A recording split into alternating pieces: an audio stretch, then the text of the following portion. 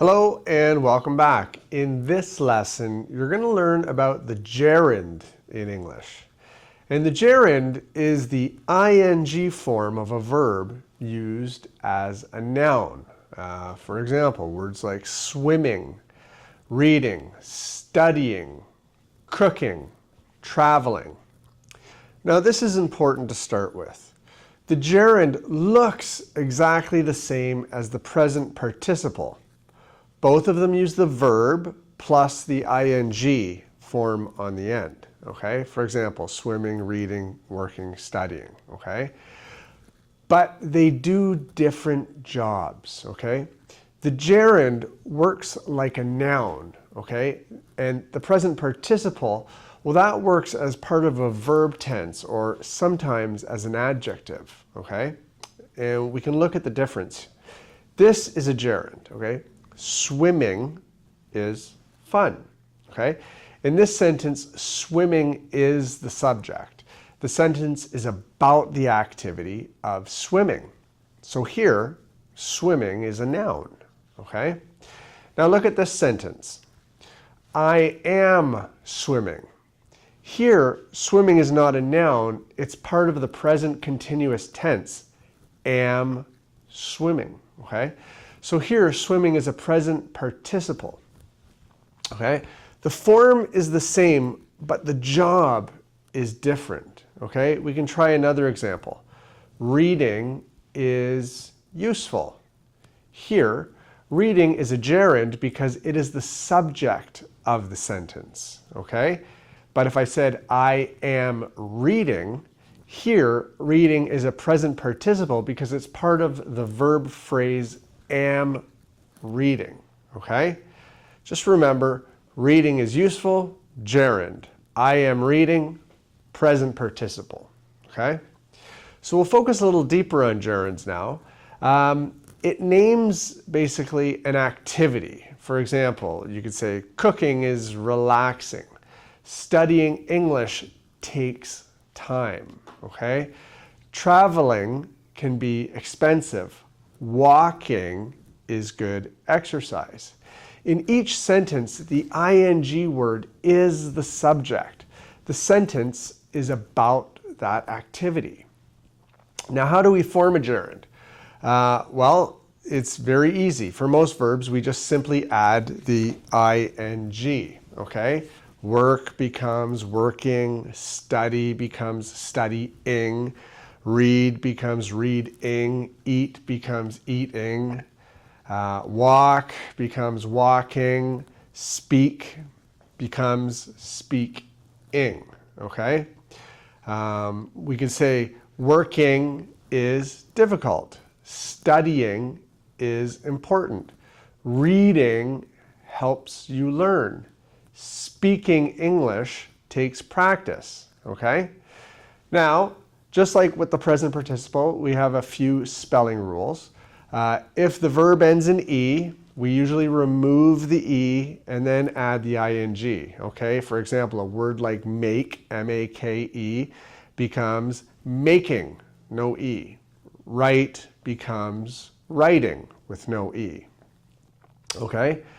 Now, if a short verb ends with one vowel and one consonant, we often double the final consonant. For example, the word run becomes running with two N's, okay? Sit, which is S-I-T, becomes sitting with two T's, okay?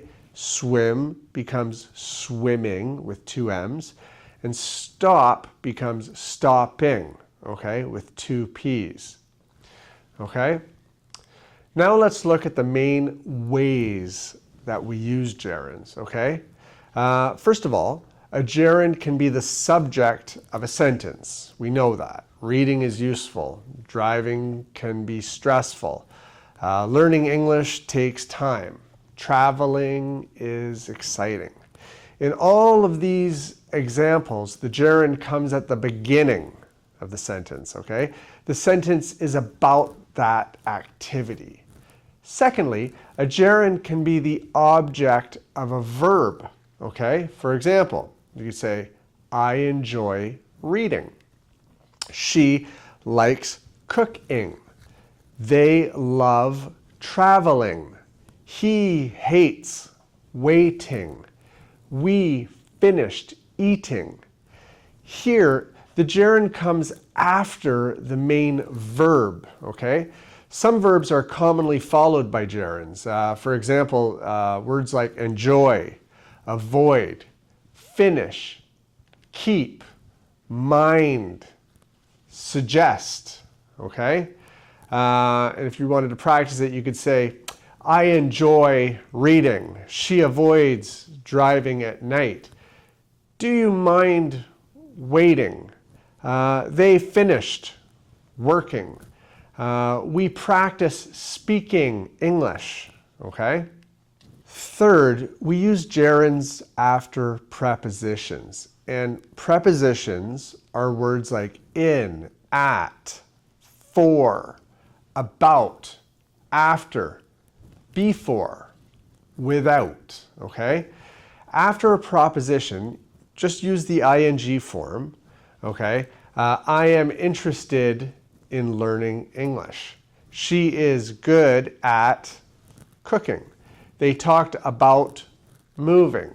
He left without saying goodbye. Thank you for helping me. And you have to think about how you're forming your sentence. You want to say, thank you for helping me, not thank you for help me, okay? This is a very common error with ESL students or people just becoming familiar with English grammar, okay?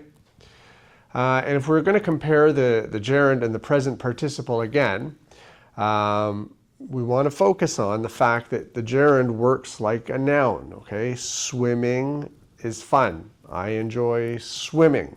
She is interested in swimming. And the present participle, of course, is different because it works as part of a verb tense. I am swimming. She was swimming. They will be swimming. Okay? Now, the present participle can also describe a noun. The swimming child is happy. This is an interesting book. That was a boring movie. Okay? So you have to ask yourself, what job is the ing word doing? Is it naming an activity? Well, then it's probably a gerund. But if it's part of a verb tense, like I am reading, or was working, or will be studying, this is a present participle, okay? So, this is a short lesson, but I just want you to think about the difference between the present participle and the gerund. The form is the same, ing, right? But the function is different. The gerund acts like a noun. The present participle acts like part of a verb tense or as an adjective. Thanks for watching, and I'll see you in the next video.